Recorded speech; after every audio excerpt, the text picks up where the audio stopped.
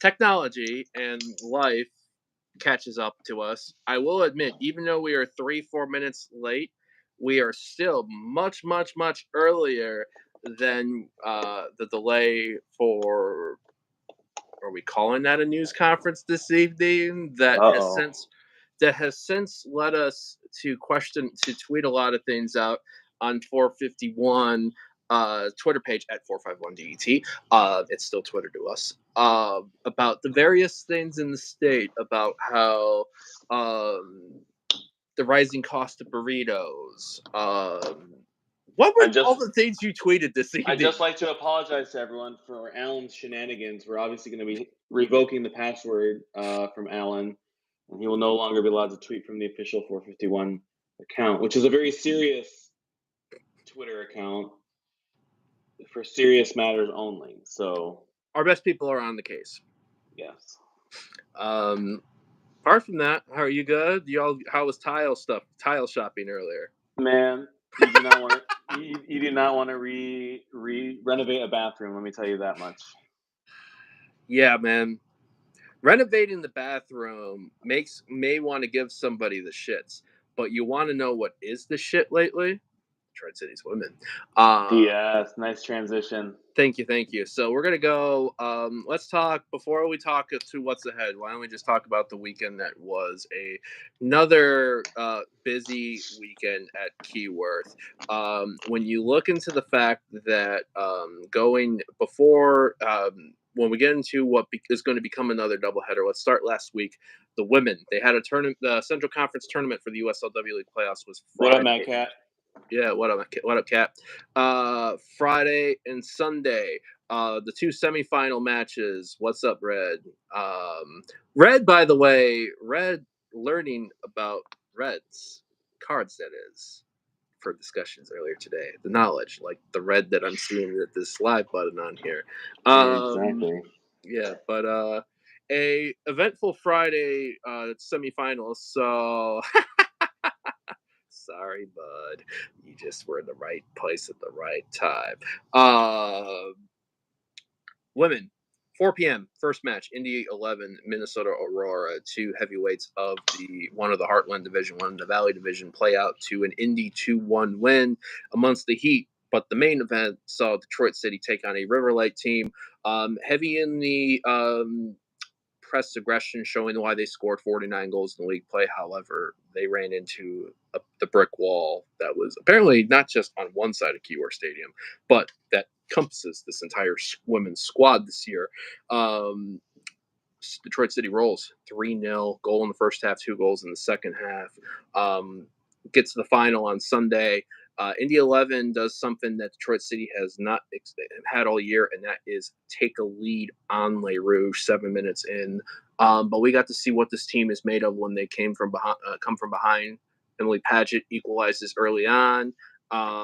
Sophie Romine with her first goal in the box, still a banger, just before the half, and then Kayla Addison taps in. So Detroit City, Central Conference champions in the women, undefeated still. Bud, you were there all weekend. How are you feeling?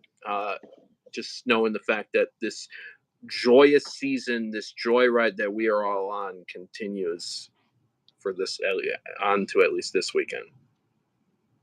Yeah, just great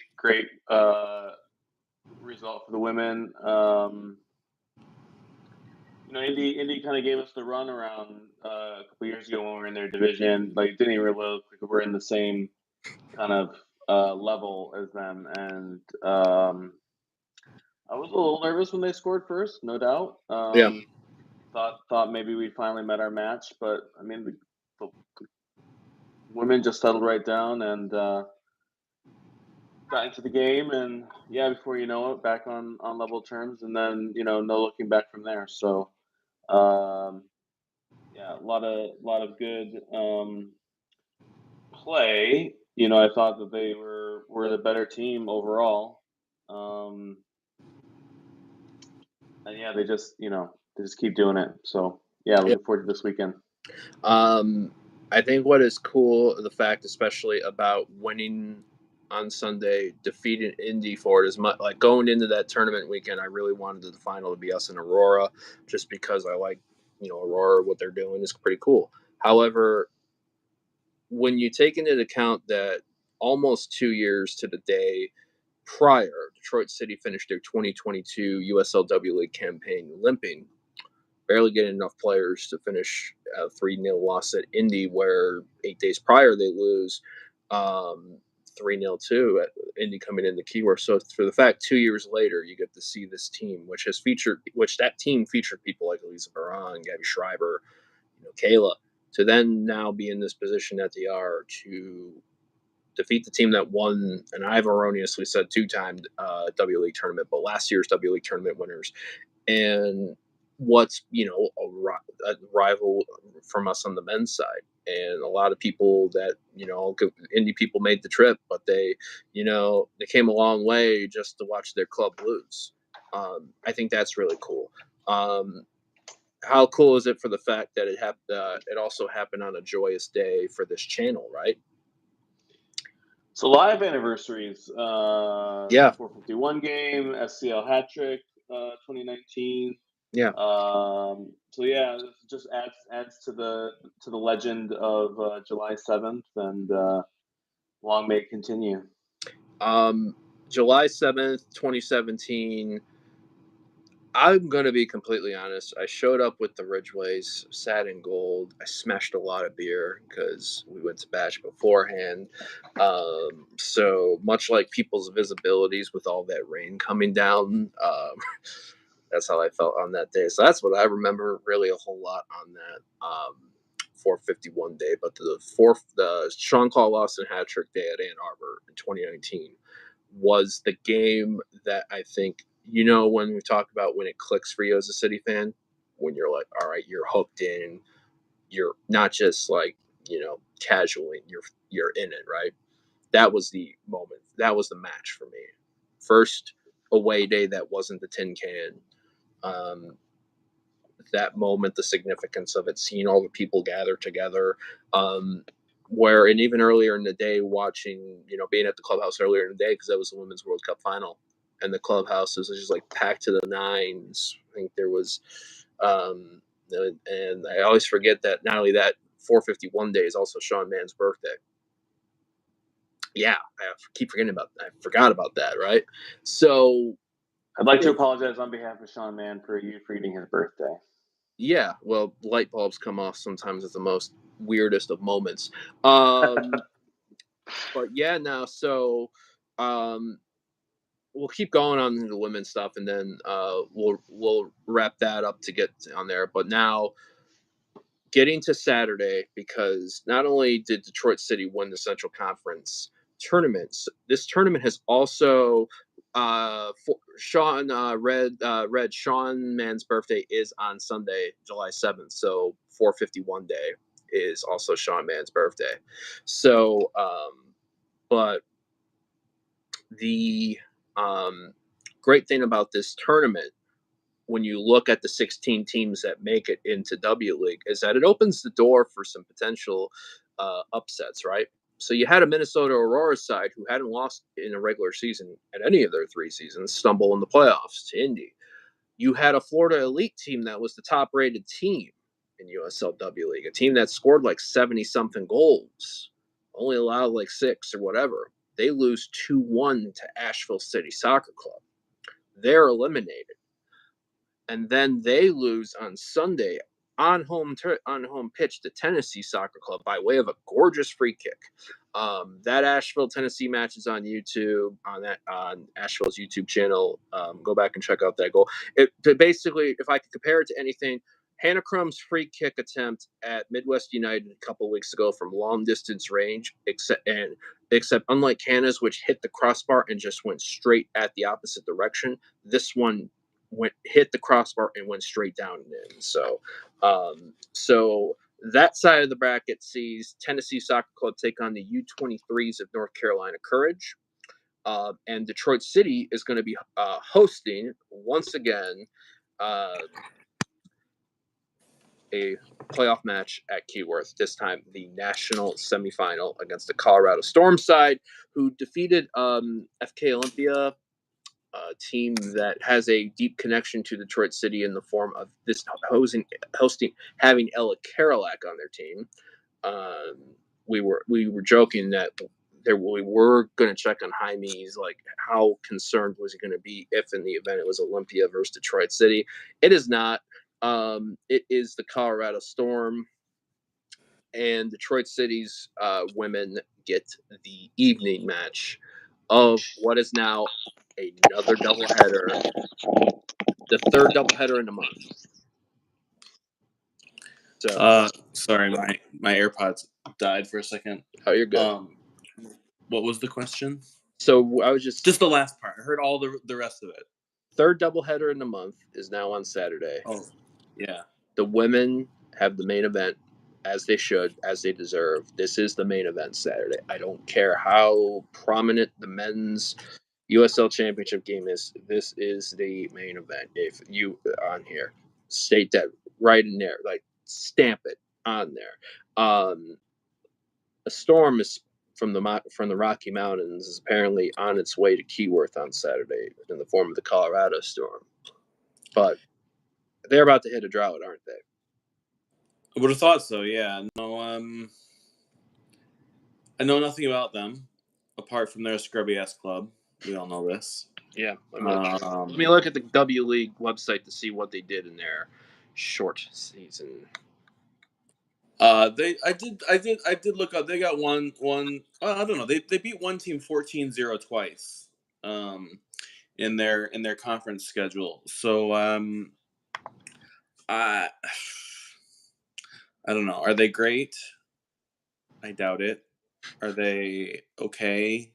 Probably not. Will we win 4-0? Yes, we will. So have to keep sticking to the bit, right? We have to. I mean, I don't have any other bits now that the Birmingham bit is dead. So yeah, too soon for that one. But I will say this: it is the second event, second game of the day. It is the main event, and if I see anyone trying to leave, I'm going to tackle them to the ground, and I'm going to give them a wet willy and force them to stay. So, don't think about leaving. Are you wearing the bucket hat? To be determined. If I get a haircut, I might not wear it. If I have this mop going, it may have to make a return. So we'll have to see. So I'm going to ask you a question because I was just talking with Adam earlier this evening. The last time I had a beard trim was Friday, May 10th. It was not only the day before our men's match at home versus Phoenix Rising, but it was also the day before the start of the women's W League season. And we've seen what's happened. So I have to keep this thing growing. Yeah, you're not allowed to shave, that's for sure. So I was going to ask you, have you gotten a haircut at all during this season? Ooh, that's a good question.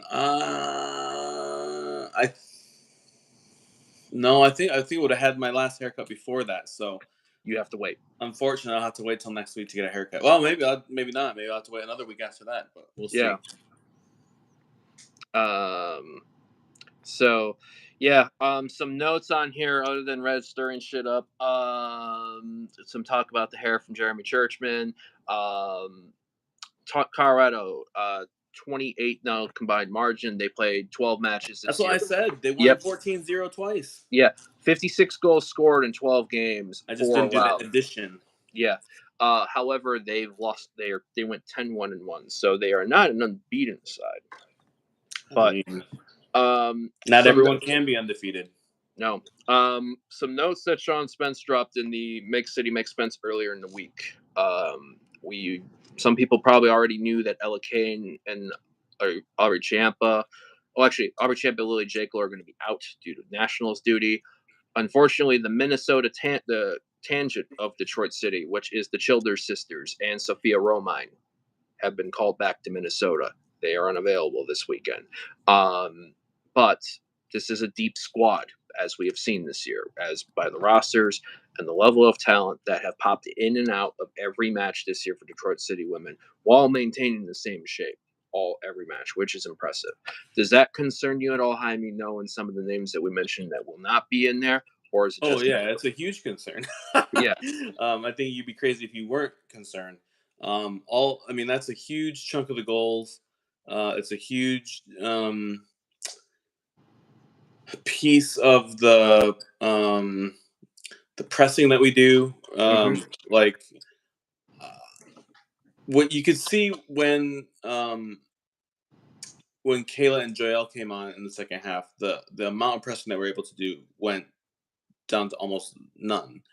And that's not necessarily a detrimental problem, but it does mean that like you can't do some of the things that we've been accustomed to doing in most of these games. Right. And I thought Ella Kane changed the match against River City or whatever. When they Some came team she from came Aurora that confused people because they thought they were talking about Minnesota Aurora, but River Light's actually from Aurora. Yeah. Party time. Excellent. But either way, I thought she made a big difference when she came on. Obviously, Romine has been a huge part of the squad all season, coming up with big goals all along the way. So right.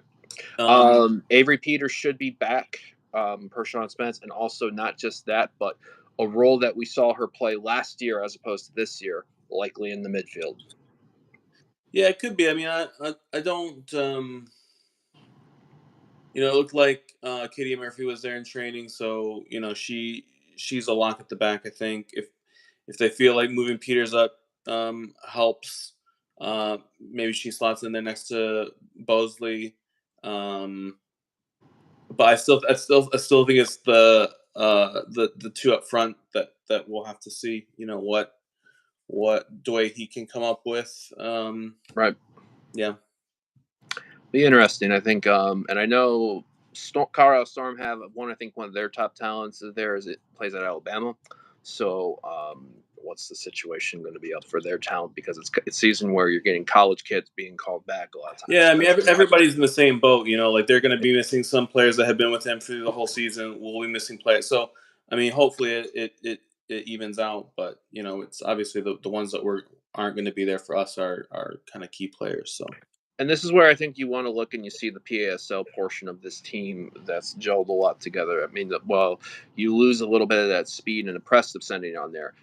Kayla Addison, Hannah Crum developed a great link up in PASL play. You got to see some of those things that they were trying to do when they've come in together and played. So I think it really is who's up Saturday. I saw a question about Megan Miles. Megan Miles should be in the squad. I know Megan Miles featured in the CBS Detroit in-studio interview yesterday. Shout out to that for anyone that's checked it out. I know that was that's on the CBS Detroit Twitter, as well as something that the club retweeted yesterday. So, but yeah, I feel like the next person up mentality can works on there. It'll be really interesting to see who's going to be the one on the front foot, because I think what kind of surprised me a little bit Friday is we were the ones against River Light. We took the lead, but we were great we were showing our defensive side a little bit more as opposed to being on the front foot with the ball and letting River Light, we had our moments, but we linked in well. And I also think too, it's like, another thing too, if Emily Paget's also in that lineup tonight on Saturday, that's a spark. 2 goals. Not even just that. I mean, I think she's a fundamental player now with all those other players missing. Like, yeah, her role becomes pretty pivotal, I think. Right. So, with that said, one last question. So earlier today, we might have talked about it briefly, but we got some good people on here. Good chat going in there. So I want to open this up to the chat. 4:30 p.m. this afternoon, Black Arrow voting for the women has begun. I think we talked a little bit about it in our chat last week, but with you here right now, Jaime, and then some people in the chat, who are you thinking? Who would you maybe be your front runner, but who would you also be the ones that you would not be surprised at all to see it winning?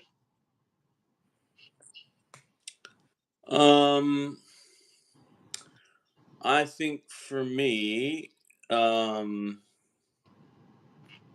I've got a dark horse that no one's going to vote for except for maybe me, Right. which is Drew Martin. She's, I think, led the team in minutes played. She's been PSL side too, right? no, she's at Western still. Okay. But yeah, I mean, she's just been so Oh, consistent. it's Amanda And Brennan I'm thinking of for PSL. yeah, but she just does a lot of the um, up and down the right wing. She starts a lot of the play. We seem to um, the defenders and the goalkeeper seem to trust her a lot as they play out of the back. And yeah, she creates a lot going forward as well. So, but no, no one votes for the right back. It's always the goal scorers that people remember, or the goalkeeper, as Red keeps mentioning. Yeah. I mean, the other one is Roma, and I think she's come up with so many big goals this year. Like, I think she has to be in the mix. But yeah, I mean, you can make a case for a lot of players. Honestly, it really has been a team effort this year. I think we've got like four players that have all scored 4 goals. Yeah. I mean, the Maya Sulis has been great at the back. Yeah, Lily is a baller, obviously. And we always, and I feel like for me, because obviously Gabby Schreiber is definitely in the running without a doubt, and I know she's earned every bit of it to be a lot of people's number one choice for it. I'm going. So I've had like maybe a top 4, top 5. If we're going ranked choice, my personal one. I'm going Sophia Romain. Just because not just the bangers that she scored, but and maybe it's the vantage point that I have on match days from being in level and seeing like what she can do with the ball, the level of confidence she has. Those players that are great with carrying the ball, but don't use a whole lot of extra movements, but they fake people out, and you see people that have fall like broken ankle, like the broken ankles are on skids, or just can't take the ball from them at all. That's Sophia Romain, and then you start seeing what she can do with the banners. 3 consecutive home matches. 3 consecutive weeks, dare I say, where she scored a banner outside of the box. Her only inside the box goal was the one on Sunday to take the lead against Indy.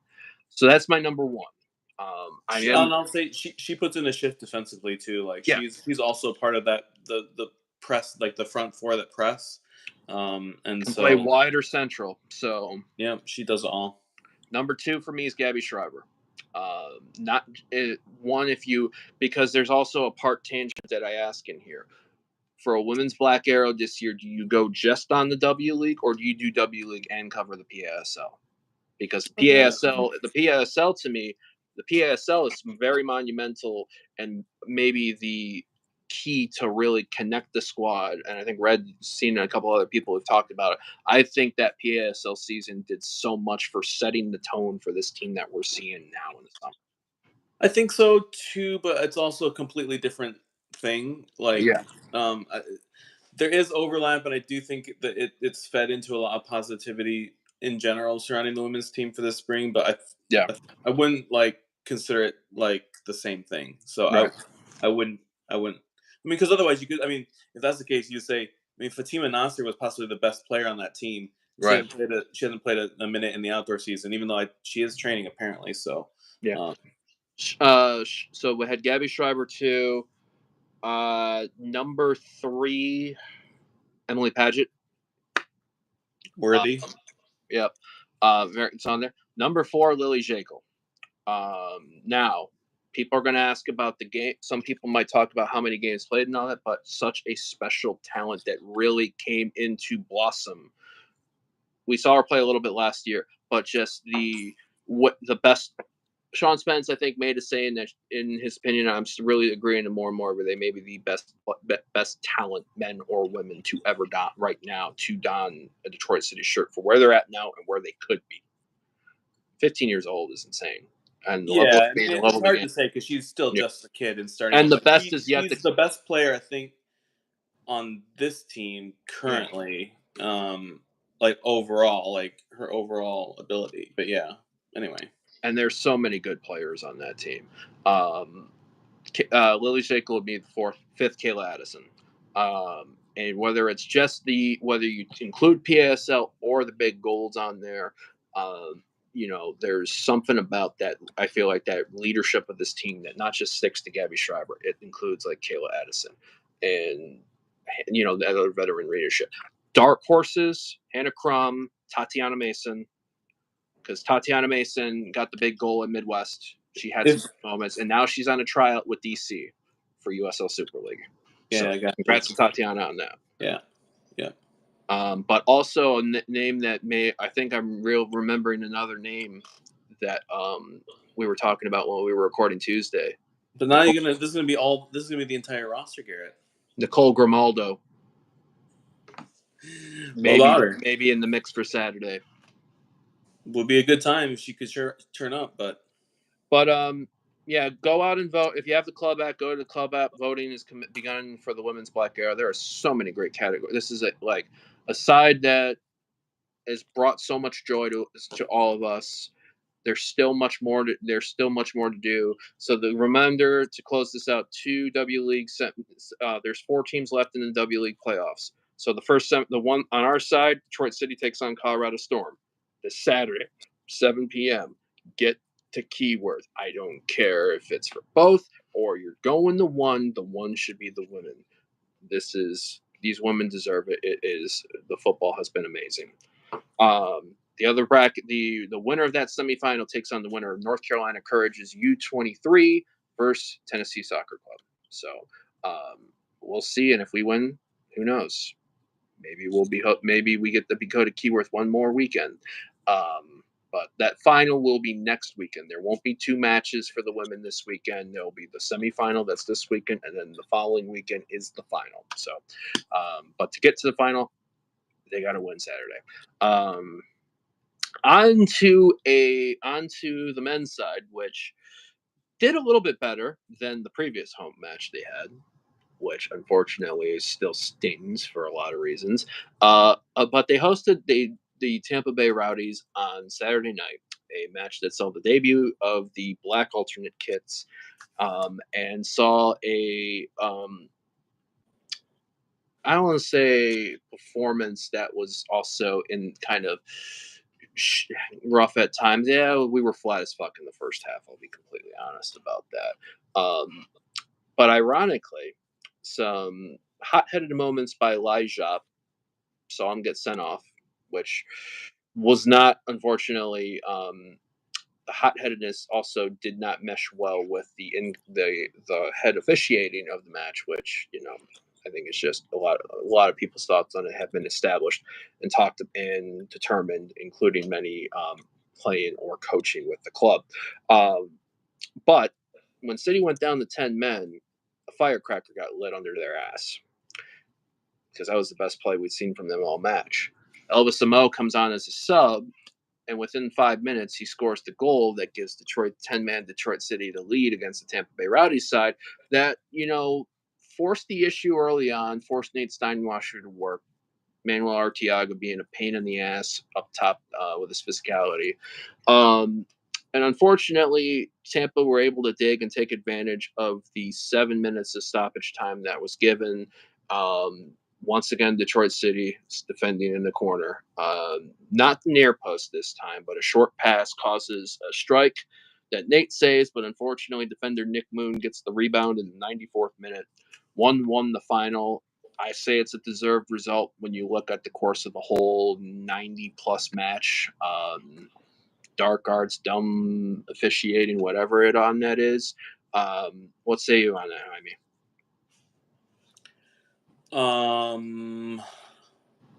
Well, I think you might look at it and say, oh, well, a red card. They did really well to hold on for a tie.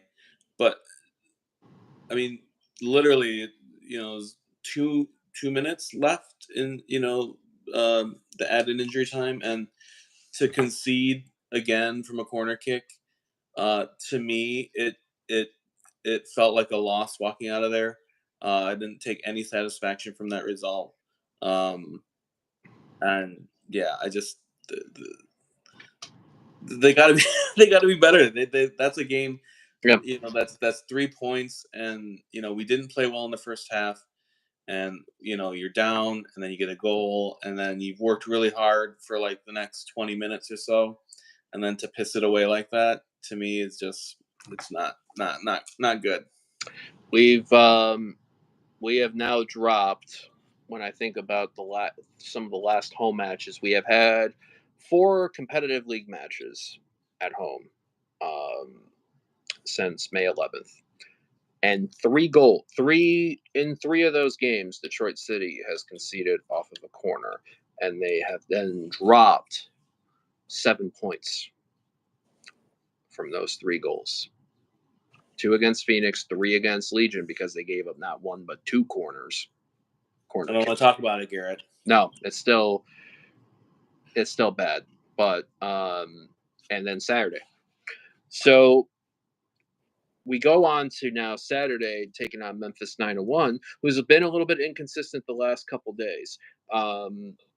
Weekends. So they beat Phoenix Rising the weekend before, 5-1 in Phoenix, lead to Phoenix sacking their coach and causing Rising to, instead of a Phoenix rise for the ashes, the Phoenix may actually have been ablaze by the desert heat, also matched by the furor of their supporters online.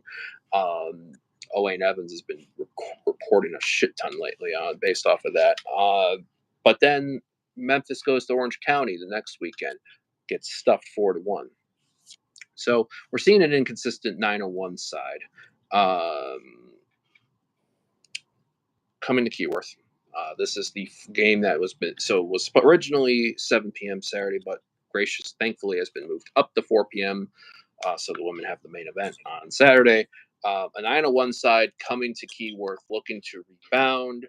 A Detroit City side looking to get a win at home in competitive play for the men's side for the first time since June 15th against Charleston, and obviously the Saturday after at home versus Pumas in the friendly.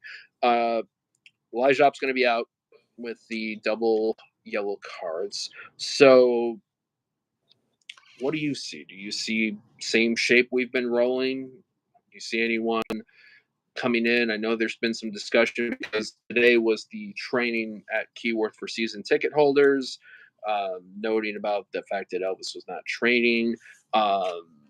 Red breaking the news here in the chat. So if it was off-site training, we shall see. But I know it's my guess is minutes are being managed when you look at the fact that I thought he would have been completely starting on Saturday, and the fact that it was Ben Morris up top on Saturday threw, I think, myself off on there. So I hope on Saturday it's Morris back on the wing, because Ben Morris is more productive on the wing than he is up top. So regardless of how much Jaime wants to not admit that, I'm also trying to manifest my success without Taco Bell coming through. But what are you thinking for Saturday? Do you see? Because Brent Levi seems to be healthy and ready to go. We can throw him in. Do you push Alex Villanueva up into a wing role? Do you do Ben and more? Like, do you play Maxi further up as a striker? No, I don't like that at all. Or off on there, or what do you want to see, and what do you think's going to happen? Well, I mean, at this point, I think the shape's been pretty consistent, but the personnel has been changing. And I know we're in a stretch of games; it's been busy, right? But it just seems that we're chopping and changing the starting 11 a lot. And again, there could be some niggling injuries that we don't always know about. But I just, it feels like, it was a slow start against Tampa. And I think part of that is because, like, we're always, it's okay, Bryant's in and then he's out, but then he's back in. And, it's the same, Williams has been kind of like creeping into the 11, but that's then forcing Jope to play in a different position. And you're talking Ryan, not Reese. Ryan Williams, yes, correct. So yeah, it's just not consistent at all. And so I'd like to see if we could maybe try and settle in on at least some of the pieces being in there on a more regular basis, just to build some continuity, because I just don't think that we're getting any at the moment, and I think that affects the play overall. So yeah, I mean, in an ideal world, I think right now the best team is, Elvis up top, Maxi behind. You got Reese and Ben on the wings, Jope and Murphy. I think that was the midfield pairing that brought us a lot of success early.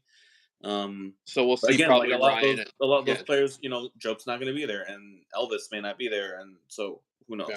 Who knows what it's going to look like? But Something I want to take note of. It seemed like against Miami, we depending on when we had the ball or we didn't have the ball, we like to do the 4-4-2 off the ball when we're defending.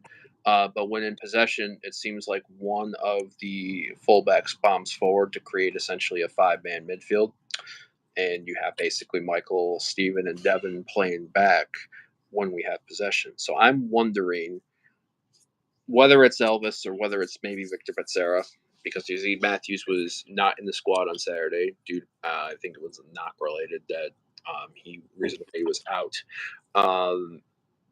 Do you see maybe an ace in the hole that Danny's about to play that we haven't seen, and maybe a new shape?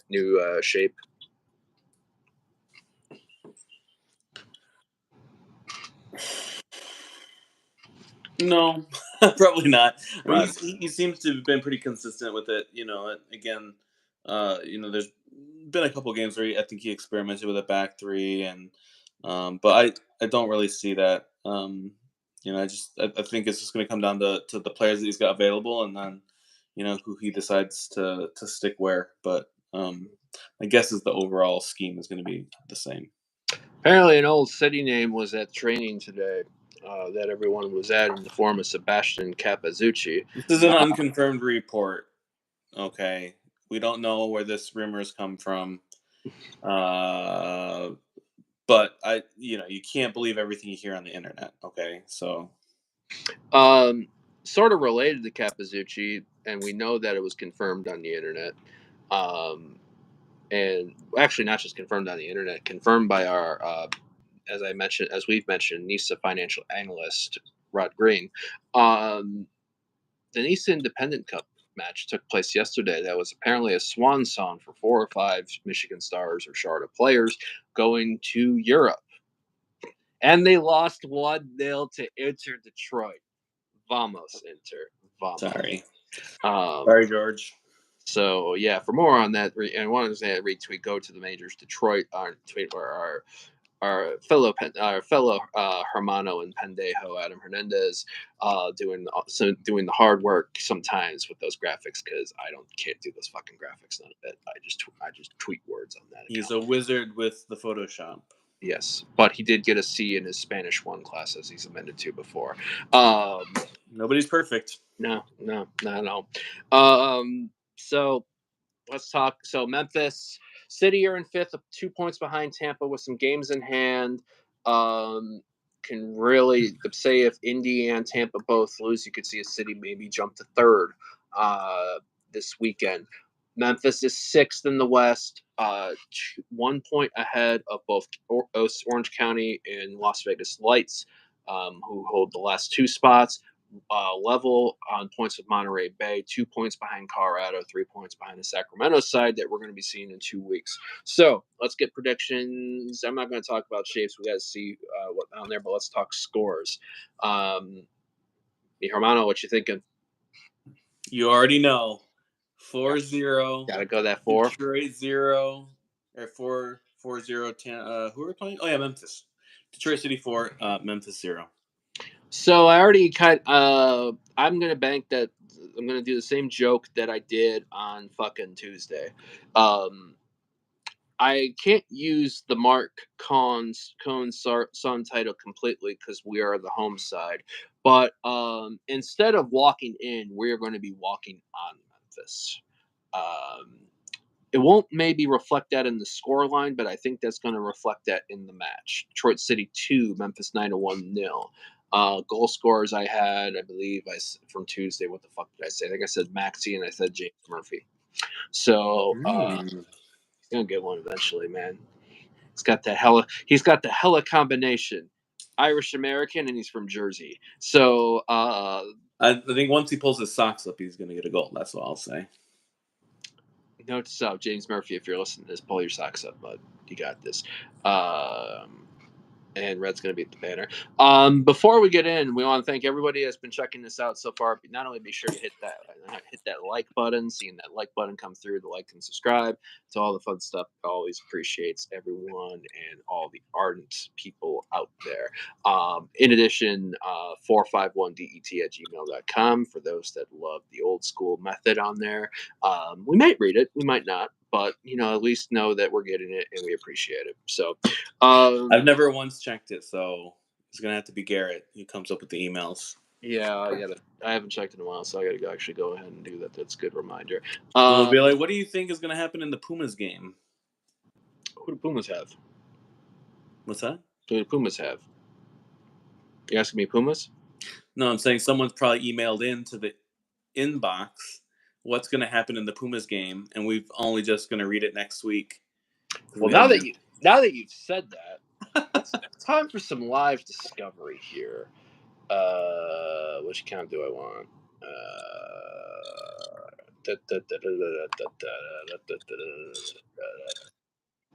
Use another. Oh yeah, this is the fun joy part about this because obviously I'm doing this on my phone, but I also, I tend to go on YouTube also too, just because while recording here, just to see like, hey, who's gonna be like on and flow and all that fun jazz. So this means get to check in. Let me sure everything is right here. The fun part about this. All right, when's the last email on there? Oh man, they're trying to confirm if they want me to send. Uh-oh. Now it's over. Garrett's he's tried to do too much. No, we are good. We are good. No, we're not doing that. So, and it's loading Google Workspace. What do we say?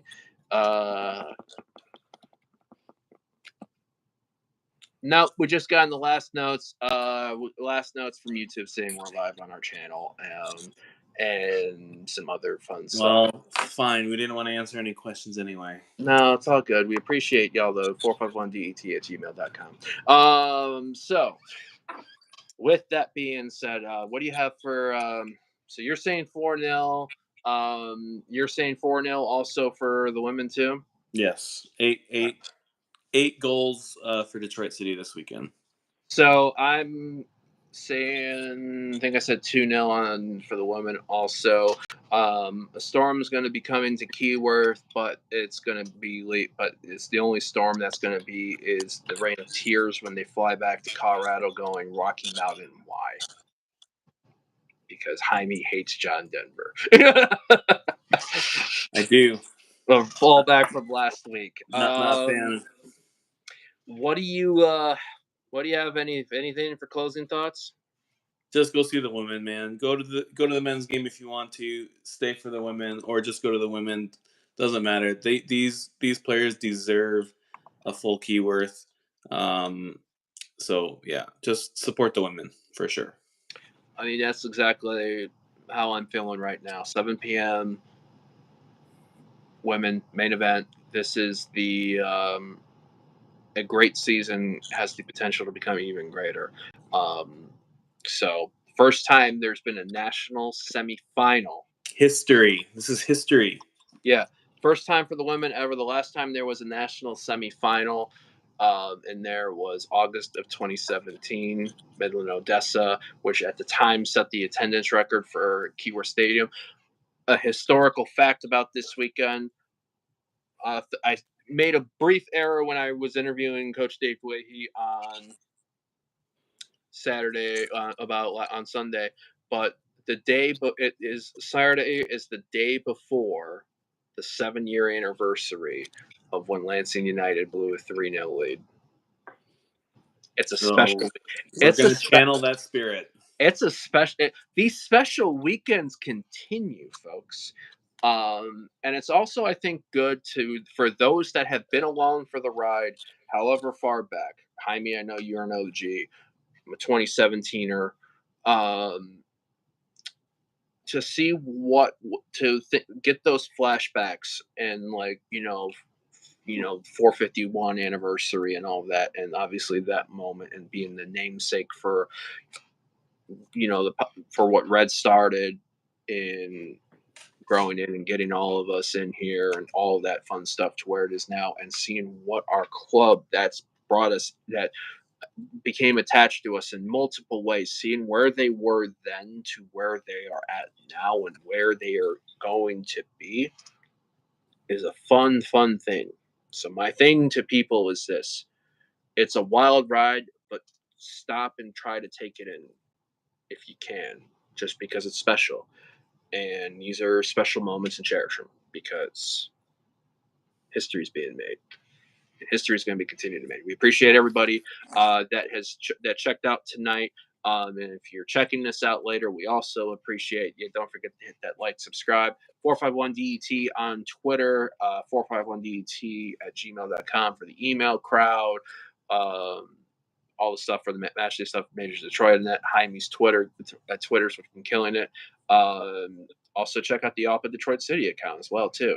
You know what? I'm making a declaration. Your number one source for Detroit City in the Spanish language. Ooh, thank you. So, thank you so much. So, once we get ready to do like the Spanish post-match recaps, we're not there yet, but One of a these little days. bit of Pisco. If only Dario Suarez had come back, we would have been all over it. Oh my God, wait. What isn't Dario Day coming up, or do we just have Dario Day? I don't remember. I have to check the annals of history. I'm about to look this up. I believe Regan mentioned it's Dario Day. Oh, Copa question. Uruguay, Colombia or Argentina on Sunday? I'll definitely be going for Colombia, but I'm sure the referees will rig it for Messi. So, Copa America's wild, folks. I'm a little bit bummed. I didn't watch the match yesterday because, as Adam will always say, I was watching AEW, even though he calls it Lower League Wrestling. Pour one out for my boy Daniel Munoz getting sent off, but another Palace boy scoring the goal yesterday in Jefferson Lerma. So Sunday's going to be a good wild day for football, but the main football here is Saturday night. Saturday night's all right for not just all right. Saturday night is made for Detroit City and Detroit City's women. 7 p.m. Keyworth. If you don't know, you know now. It'll be fun. Come enjoy the ride. Thanks everybody for checking this out, whether live or later on. Win, lose, draw, City overall, Les Luge, Les Gold, all that fun shit. Jaime over there, Garrett over here. We go onward. Night, y'all. Peace.